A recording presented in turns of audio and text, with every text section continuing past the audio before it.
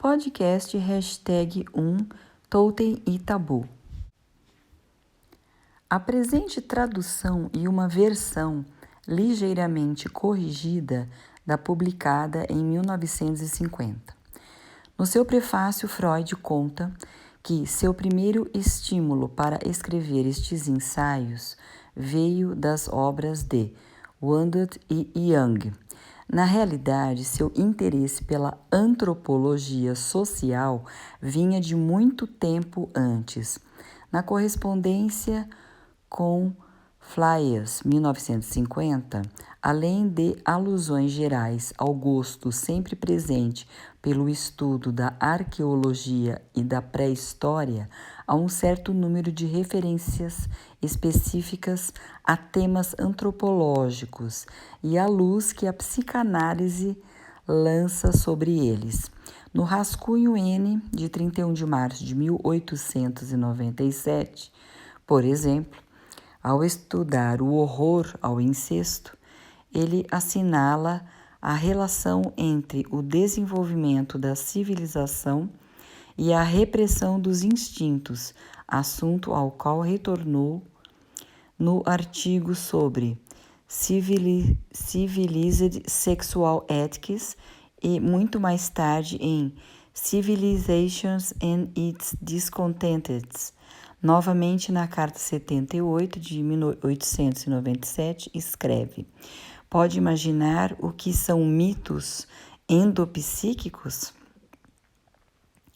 São o fruto mais recente de meus trabalhos mentais. A obscura percepção interior de nosso próprio mecanismo psíquico estimula ilusões de pensamento, que são naturalmente projetadas para o exterior e de modo característico para o futuro e o além-mundo. Imortalidade, castigo, vida após a morte, todos constituem reflexos de nossa própria psique mais profunda, psicomitologia. E na Carta 144 de 1901, já leu que os ingleses escavaram um velho palácio em Creta, o qual declaram ser o autêntico labirinto de Minos? Zeus parece ter sido originalmente um touro. Parece também que o nosso próprio velho Deus, antes de passar pela sublimação incentivada pelos persas, era também adorado como um touro. Isso suscita toda sorte de pensamentos que ainda não estão em tempo de serem colocados no papel. Finalmente, vale a pena mencionar uma breve passagem numa nota ao pé da página, a primeira edição de A Interpretação de Sonhos, 1900, perto do fim da seção B do capítulo 5, edição Standard brasileira, que deixa entrever a direção da monarquia, da posição social do pai de família.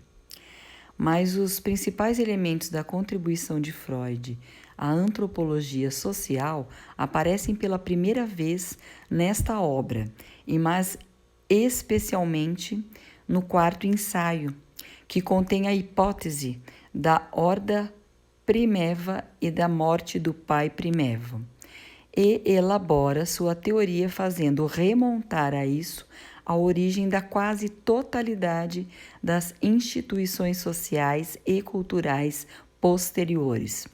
O próprio Freud estimava muito este último ensaio, tanto no que diz respeito ao conteúdo como à forma.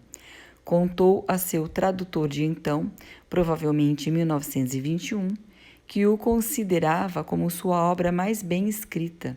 Não obstante, Dr. Ernest Jones informa-nos que mesmo em meados de junho de 1913, quando as provas do ensaio já se achavam prontas e após havê-lo apresentado à Sociedade Psicanalítica de Viena, Freud ainda expressava dúvidas e hesitações sobre a sua publicação. Essas dúvidas foram prontamente afastadas, contudo, e o livro permaneceu sendo um de seus favoritos durante toda a vida, recorrendo constantemente ao mesmo. Assim, por exemplo, resumiu-o e discutiu-o com particular carinho no 6º capítulo de seu Autobiographical Study, e citou-o muitas vezes no último livro que publicou, Moses and Monothemes. Sobre a composição real destes ensaios, possuímos uma boa quantidade de informações, cujos pormenores podem ser encontrados no 2º volume da biografia de Freud, pelo Dr. Ernest Jones. Freud começara os preparativos para a obra e, em particular, a leitura de grande quantidade de literatura sobre o assunto, já em 1910. O livro Totem e Tabu, evidentemente, já se encontrava em seu espírito em agosto de 1911, embora só viesse a adotá-lo definitivamente quando os ensaios foram coligidos em forma de livro. O primeiro ensaio foi terminado em meados de janeiro de 1912, publicado em Imago em março seguinte e pouco após reimpresso com algumas pequenas omissões no semanário vienense Pan, 11 de abril e 18 de abril de 1912, e no diário Neues Wiener Journal, de Viena. O segundo ensaio foi lido na Sociedade Psicanalítica de Viena, em 15 de maio de 1912, numa palestra que durou 3 horas. O terceiro foi preparado durante o outono de 1912 e pronunciado perante a Sociedade de Viena.